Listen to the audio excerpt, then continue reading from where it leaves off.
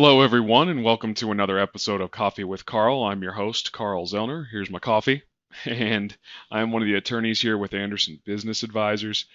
Today, we want to talk a little bit about accredited investors. We get questions about this relatively frequently. There are some sort of nooks, crannies, niches that I'm not going to get too far into today, but I want to talk a little bit about the general idea behind accredited investors as well as some of the requirements. So, without further ado, let's hop in here. So, accredited investors are defined or talked about in regards to SEC compliance. Usually, you see them as part of rule or involved with Rule 501. Reg D of the Securities Act of 1933. So in most cases, if you're seeing some of that language, a lot of times you're probably looking at private placement memorandum or potentially doing an equity investment in somebody's company. But the real question is, how do you qualify as an accredited investor, or if you're setting up some sort of syndication deal or raising funds or doing almost any sort of sale of securities, how do you find or how do you register your accredited investors? So a lot of times what you'll do is if you're looking to verify accreditation for your investors, there's actually different websites you can use, things like that, or you could use an SEC attorney to help you with that. I would say probably the more reasonably priced route would be to use one of these accreditation sites or one of these verification sites, I should say, in order to do that. The sort of simplification or the way SEC defines accredited investors for individuals would be a natural person with income exceeding 200,000 if you're an individual in each of the two most recent years, or if you're married, joint income with income exceeding 300,000 for those years. And there's a little caveat on the back end and a reasonable expectation of the same income level in the current year.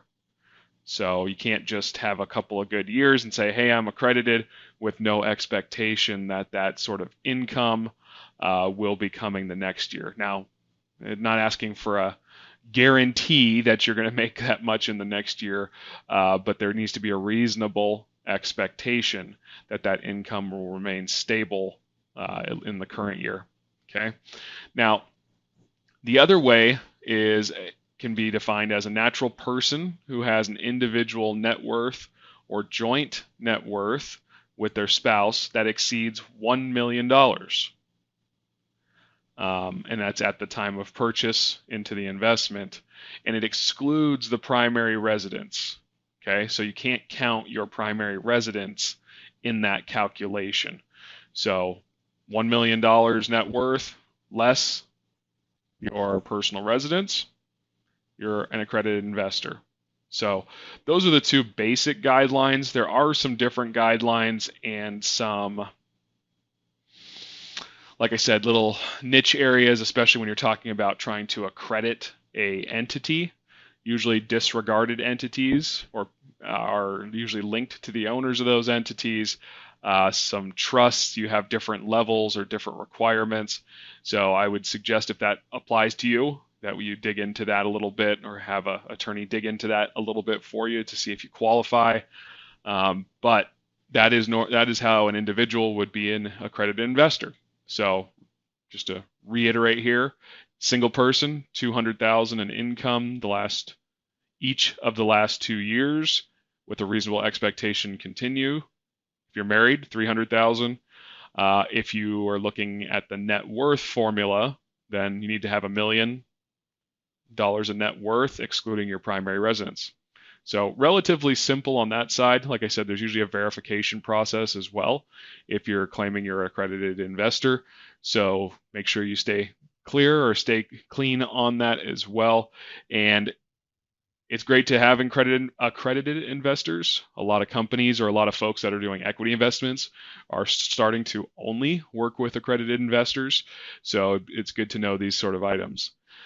As far as that goes, that's our time for today. So thanks for joining me for another episode of Coffee with Carl. As usual, I'll encourage you to take advantage of all of our free content out there. We put out a lot of good stuff. Whether it's myself, Toby, Michael, Clint here with Anderson, the three partners of Anderson. So Toby, Michael, and Clint put out a ton of free content. So we encourage you to take advantage of us and also come out and say hi to us when we are on the road and doing our live presentations as well. Always happy to see y'all. So until next time, thanks for joining me.